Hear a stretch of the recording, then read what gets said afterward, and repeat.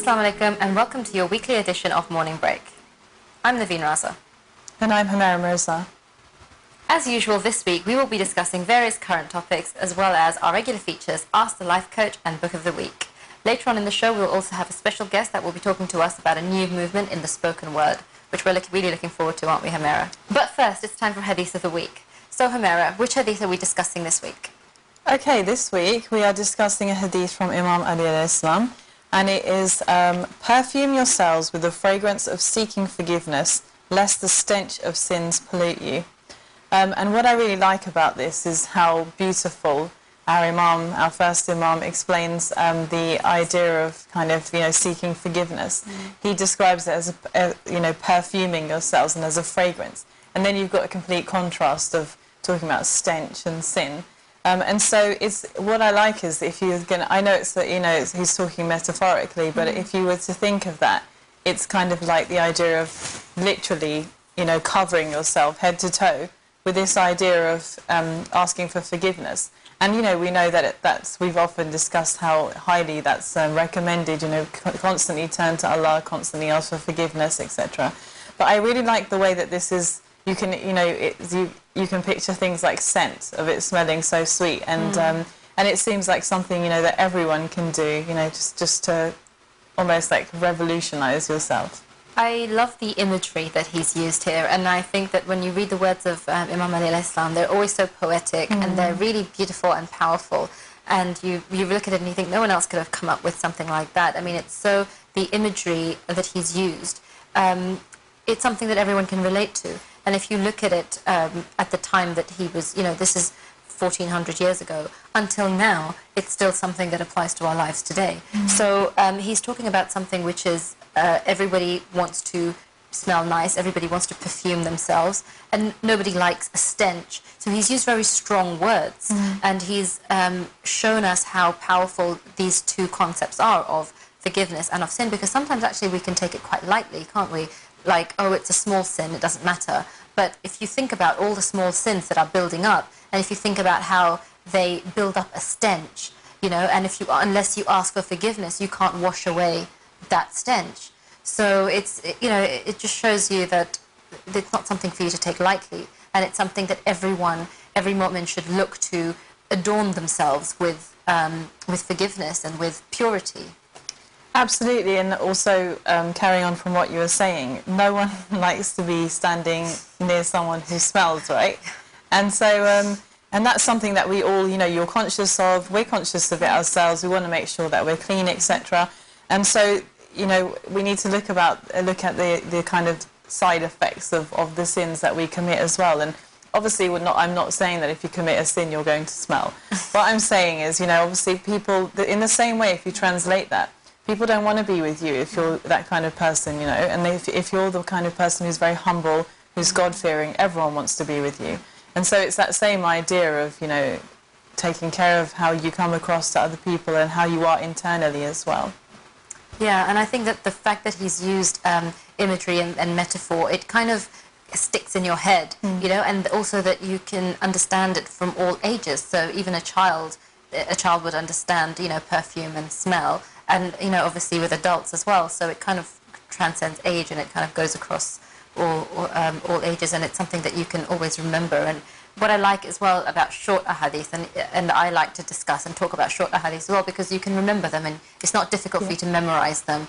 Okay, so we hope that you found those words of our first Imam, Imam Ali alayhi salam, useful. I'm sure you did, as we did too. Stay tuned, as we'll be bringing you a new hadith every week. That's right, and if you have any questions or comments for us, you can always email us on morningbreak@ahlulbayt.tv. Please do let us know if you have any hadith that you would like to share with us, or suggestions for future shows as well. We'd love to hear from you. Okay, now it's time to have a look at our current affairs for the week. Today I've picked an article which I'm sure any students out there watching will love. It's actually regarding a school in North Tyneside, where they have extended lie-in time for students in the morning so that they can go into school an hour later. They did this because they found that the percentage of absence, absentees at school was increasing, and so they had to think about how they could help that. And so, what's interesting is that a teacher at the school has written, we can help them be less stressed by simply changing the time of the school day. I often think about this as well because, for example, when you go to countries like, when I visit Pakistan, and the lifestyle of the school seems so much more relaxed compared to down here. I know that they have a different school system over there. But, for example, according to the heat, the hours of the day will reduce in terms of going to school in the summertime. And I really like how the schools there seem to tailor the working day or the school day according to the children. And perhaps, it's not so bad an idea to start doing that down here. I agree, but I always feel when I go back home that they start the school day very, very early. So my cousins, for example, used to leave for school at like 6:30 in the morning or 6 o'clock in the morning sometimes, which I think is very, very early. But obviously here we start a bit later. But the negative is that we obviously finish a bit later as well, so it eats up much more of your day. I think it probably depends from person to person, but I actually think this is quite a good idea to start school at 10 o'clock and see that the rate of absenteeism has fallen. I don't know about you, but personally, I would love to start school and work at 10 o'clock as well. I think that's a pretty good idea. Definitely, no, I agree, and I think thinking back to when I was at school, that's the hardest part of the day, isn't it? For someone who's a teenager, when you're studying all night, often you go to sleep late as well. It's just so hard waking up in the morning, isn't it? Harder, I think, than when you're working. Yeah. You kind of build a routine when you start working. And one of the teachers has actually said sleep is essential to consolidate what you learn, and I completely agree. I know even now, if I don't get, a certain amount of sleep, then I just can't function properly. And, it must be worse when you're younger and you perhaps have, you need that energy, you have sports lessons, etc. So I really like how they've done this, and I'm sure, they think that their GCSE grades will get better this way as well. I'm sure they'll see that change in them because of the fact that students, one, will appreciate the school have done this for them, and two, it should have a really good effect on them as well. What was your experience as a secondary school teacher? Do you feel like if you had introduced something like this in your secondary school that perhaps the students would appreciate it? Personally, I have to say I'm probably going to contradict this article. I think the school that I was working in, it probably really varies and depends on the school. The school that I was working in, if you gave them another hour, they'd probably come about 2 hours late instead. So, I think, in fact, we had a normal starting day. I think students were expected to come in by 8:30 for registration. Lessons kick off at 9. But they also used to finish early as well. Our hours were kind of saved that way. But, I think it really depends on the students. If you have a school where the students are very hard-working and you attain quite good results, and you make a compromise and they understand that you're making a compromise so that they can, do better in their results, etc., then I think it would work, definitely. I'm not sure it would go for every school, but I'm sure all students would appreciate it, though. Yeah. If you have any comments on this article, we'd love to hear from you. Our email address is morningbreak@ahlulbayt.tv. Do let us know what you think and whether you think your kids will benefit from an extra hour's lie-in in the mornings. Earlier this week, we caught up with Sister Rukhsana Naqvi, who's an emotional freedom technique freelance therapist. Let's hear what she had to say.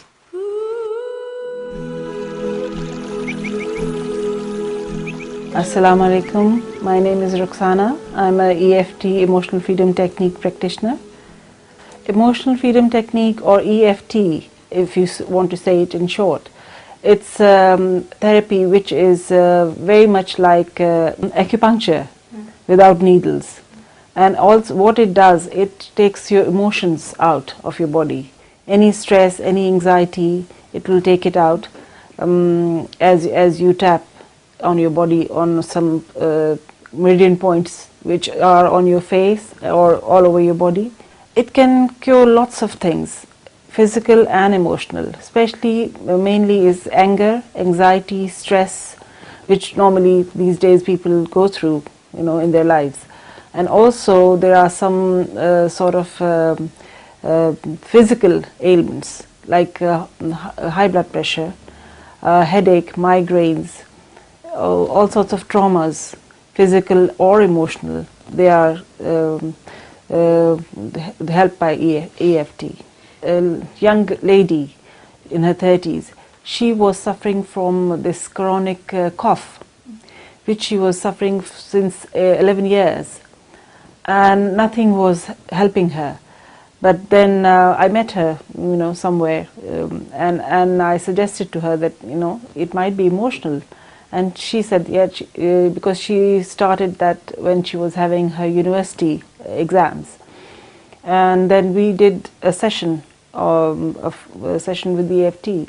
And after that session, the next day I spoke to her and she said it was cured. Everything was cured. There have been certain examples like phobias as well. There was a lady who was petrified from snakes. And she couldn't even see a picture of snakes, let alone see a snake. So we worked on this with the therapy and she was helped. On our face we have these meridian points, which acupuncture in which acupuncture needles are used. But what we do is, rather than using acupuncture needles, we tap very lightly on our face on certain points with fingers. And as we are tapping, we say a statement, as if, for instance, if you're angry with someone, or you would say, even though I'm angry, with this person, I don't want to be angry, I want to be free of this anger. So as we are tapping on those points and saying the statement, the anger is released, and you can feel that in your body. You can feel yourself calming down, you can feel yourself getting out of that anxiety and stress. So you can see instant change in yourself with this therapy. There was an instance where this young lady, she used to go for teaching, and once she was attacked by these young men, and she was petrified. She was, obviously you can understand if you are, in a daytime, you've been attacked by some people and they're trying to grab your bag and everything. So she came to me, and then we worked on with the EFT, and she was fine. After a few days, she went back to work, and she was, although she had to walk through the same place where she was attacked, and she was okay with it. I work freelance as well as I work for a charity, and I do all sorts of holistic therapies over there. But with also, because of this EFT, I can enhance my treatments, and people really benefit with those, because when they come for a massage, I ask them if they're having any problems, because why they're having a massage, and if they say they are stressed or they really want to relax or whatever. So what I do is give them a session of EFT first, and then once they are relaxed, they benefit from the massage more. It can be used for kids, especially young children who have difficulty in, especially in schools, especially at exam times, when people are they're really highly stressed out, and they can't concentrate on studies, or they can't, especially when they are sitting to give an exam. They are completely blanked out, or whatever problems they are facing. EFT definitely helps. It's a self-help therapy, and you can, once you know how to do it, you can work on yourself. It's not as widespread, but it is spreading. And also what you can do is go on internet and type EFT, and you will get all sorts of websites where you can get help, or where you can learn about EFT, what it does and how it helps you.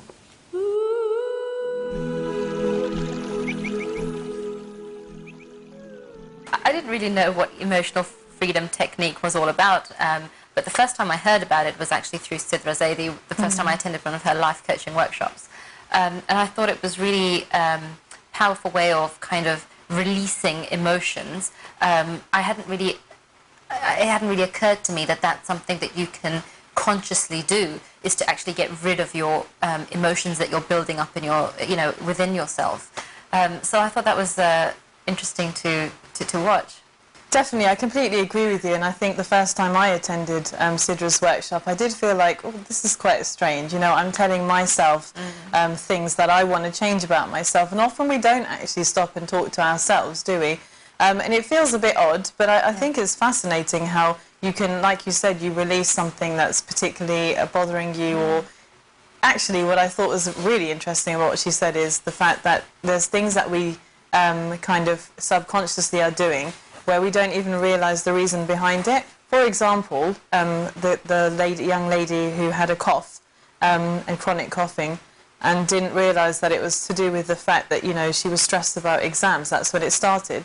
And often, we just think, okay, it started this time and it's just not going away. And we focus very much on the problem rather than how it came about. And I think, for me, for example, I tend to, when I'm really stressed about stuff, I tend to get headaches. But now I've figured out that, that's why it happens. And so, there's ways around that.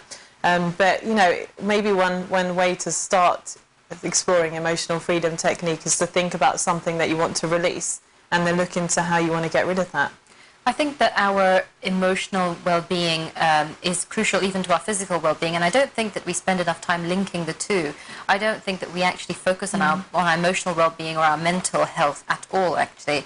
We do focus on our physical health when we have the time, but we kind of get caught up in our day-to-day routines and we don't stop to think about balancing the two, because I feel like from what we've heard from Sidra and from Sister Rukhsana today as well, that if you focused on your mental and your spiritual and your emotional well-being, that actually your physical well-being would kind of take care of itself, because your body kind of reacts to what your mind is telling it to do. So your mind is so powerful. And I remember a couple of weeks ago we discussed the book The Secret, which is all about positive thinking and affirmations. And, our viewers, they may think that what we're doing is talking about new age hocus pocus and, stuff that doesn't really work. And I know we've been talking about this throughout our show in the last few weeks.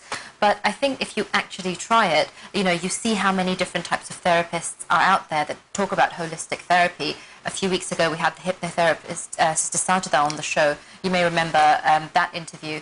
And so it shows you how powerful your subconscious is. So I think I would just say to everyone watching that, just be conscious of that and see if you can apply some of these techniques to your life and, see how that makes you feel. Okay, still to come on the show, we have our special guest coming to talk to us about spoken words, so stay tuned to find out more.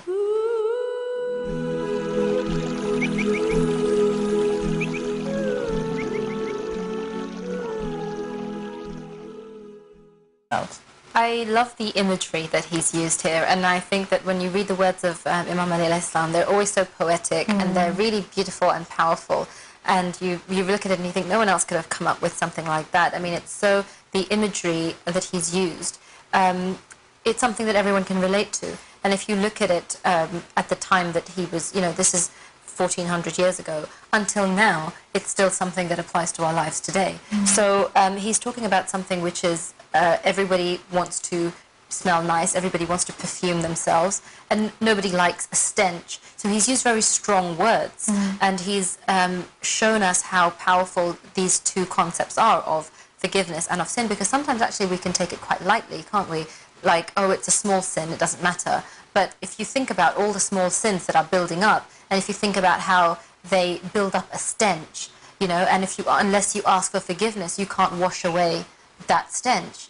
So it just shows you that it's not something for you to take lightly, and it's something that everyone... But, he's talking metaphorically, but if you were to think of that, it's kind of like the idea of literally, covering yourself head to toe with this idea of asking for forgiveness.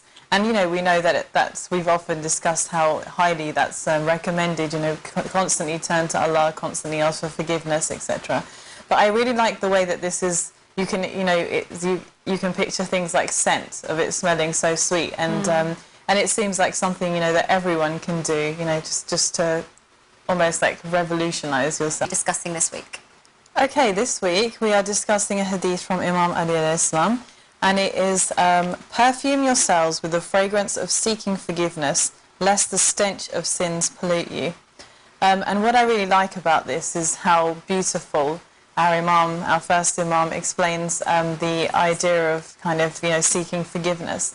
He describes it as, perfuming yourselves and as a fragrance. And then you've got a complete contrast of talking about stench and sin.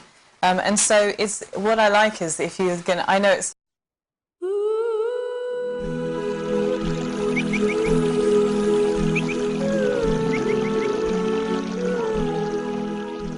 Assalamu alaikum and welcome to your weekly edition of Morning Break. I'm Naveen Raza. And I'm Hamara Mirza. As usual this week, we will be discussing various current topics as well as our regular features, Ask the Life Coach and Book of the Week. Later on in the show, we'll also have a special guest that will be talking to us about a new movement in the spoken word, which we're really looking forward to, aren't we, Humera? But first, it's time for Hadith of the Week. So, Humera, which Hadith are we